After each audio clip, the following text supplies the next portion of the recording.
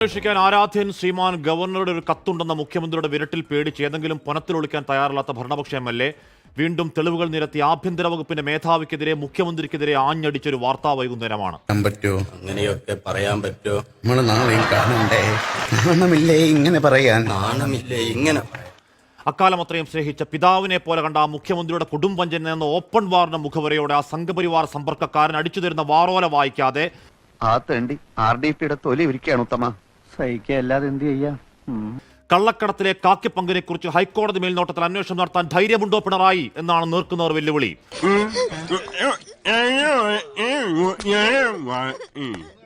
നീ എന്ത് തേങ്ങയാടി പറയുന്നേ?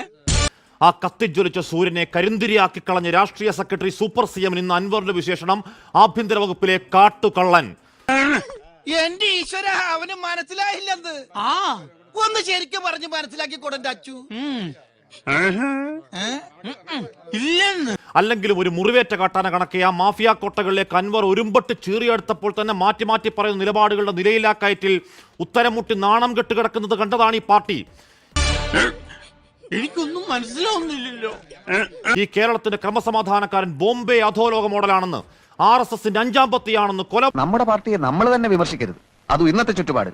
കൊലപാതകയാണെന്ന്, അതിനൊക്കെ അയാൾക്ക് കഞ്ഞി വെച്ച് കൊടുക്കുന്നത് രാഷ്ട്രീയ സെക്രട്ടറിയാണെന്ന് ആവർത്തിച്ചപ്പോൾ അൻവറെ നിർത്തിപ്പൊക്കോ എന്ന് രോഷപ്പെടാൻ ഒറ്റ നേതാവിന് നാവ് പൊന്തിയിട്ടുണ്ടോ? ജനങ്ങൾ സമ്പൂർണ്ണ സാക്ഷരത നേടിയതാണ് നമുക്കടിയായത്.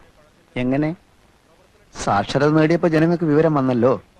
RSSന്റെ മേധാവിമാരുമായുള്ള സമ്പർക്കപ്പെടൽ CPM നയമാണോ എന്ന രാഷ്ട്രീയ ചോദ്യത്തിന് ബബ്ബ മറുപടി കാലത്താണ് ഒടുവിൽ മുഖ്യമന്ത്രിയുടെ വാർത്താ വരവ്, പാർട്ടിക്കാർക്ക് പോലും ബോധ്യപ്പെടാത്ത ന്യായം ചമക്കൽ, അധികാരത്തിന്റെ അഹങ്കാര വർത്താനം, ചാപ്പയടിക്കൽ, ചേർത്തുപിടിക്കൽ. ശേഷം നേതാക്കൾക്ക് നാക്കമുളച്ചെങ്കിലും അടിത്തട്ടിൽ ഒരു ബ്രാഞ്ച് പ്രവർത്തകന് പോകട്ടെ, ഒരു SFI യൂണിറ്റ് സെക്രട്ടറിക്കെങ്കിലും ബോധ്യമായോ?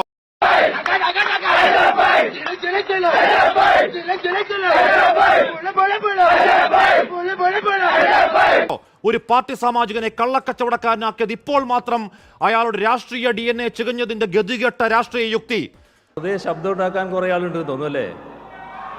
വെറുതെ ശബ്ദം ഉണ്ടാക്കാതിരിക്കുന്നല്ലേ?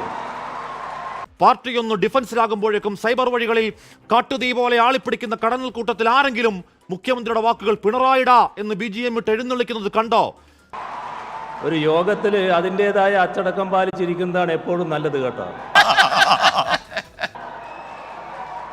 എന്തും കാണിക്കാനുള്ള ഒരു വേദിയാണ് യോഗം എന്ന് കരുതരുത്. ഇടതുവിരുദ്ധ രാക്കാല കൂട്ടുകെട്ടുകൾ, തുരങ്ക സൗഹൃദങ്ങൾ, കേസട്ടിമറിക്കലുകൾ തുറന്നു പറയലാണ്. അതിന് എത്ര കച്ചവടക്കാരനാണെങ്കിലും കയ്യേറ്റക്കാരനാണെങ്കിലും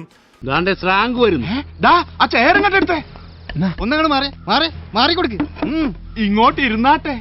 സാംസ്കാരിക സിംഹങ്ങളുടെ അണ്ണാക്കിൽ പിരിവട്ടിയ കാലത്ത് ഈ പോക്കൊരു മുടിഞ്ഞ പോക്കാണെന്നും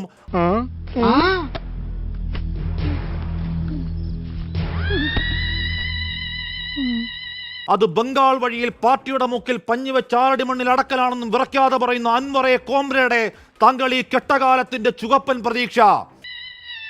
ഇതെന്തും മറിമായും എനിക്ക് ഭ്രാന്തായി പോയതാണ്, അത് നാട്ടുകാർക്ക് മൊത്തം ഭ്രാന്തായ.